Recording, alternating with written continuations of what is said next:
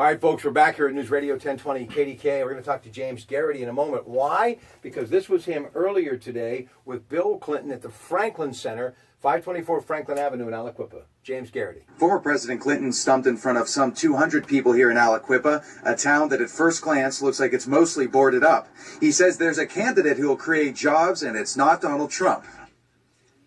One candidate talks like there's going to be a different economic thing. This is all going to be changed, but the change is going back to the past.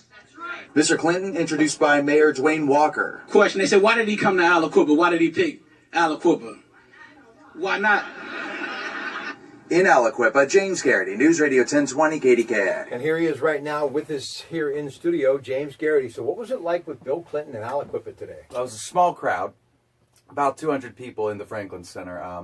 It was at capacity. Now, he had been here a couple weeks before, bigger crowds, but Aliquippa itself, what a place to come and talk about jobs. Because like I said in that report, it does seem like an area where at first glance, I haven't been to Aliquippa in some time. Just driving through, I thought to myself, most of it is boarded up. And then he comes and he starts talking about jobs and revitalization.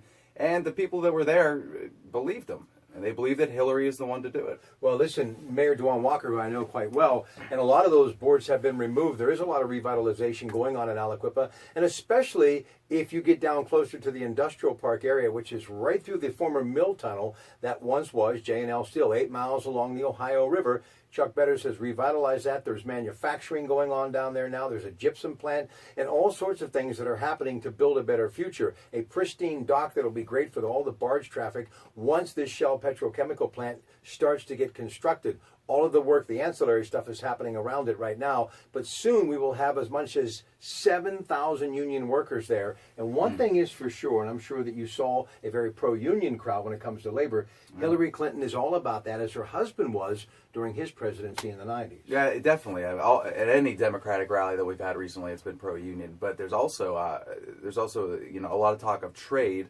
But it begs the question, what can Hillary Clinton do for an area like Aliquippa to really help out? Or is that more so on the state and local level where that work's going to get done? What can Hillary Clinton, or Donald Trump for that matter, do to save Aliquippa?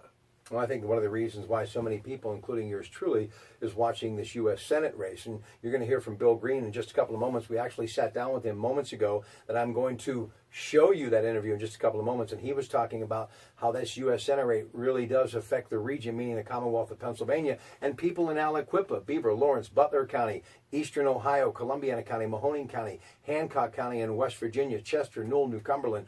All of those regions being affected more by this U.S. Senate race. Here he is. He'll be with me anchoring all weekend long on Saturday and Sunday morning in for Barbara Boylan. He is a part of the award-winning KDK newsroom. James Garrity. Have a good afternoon, everybody.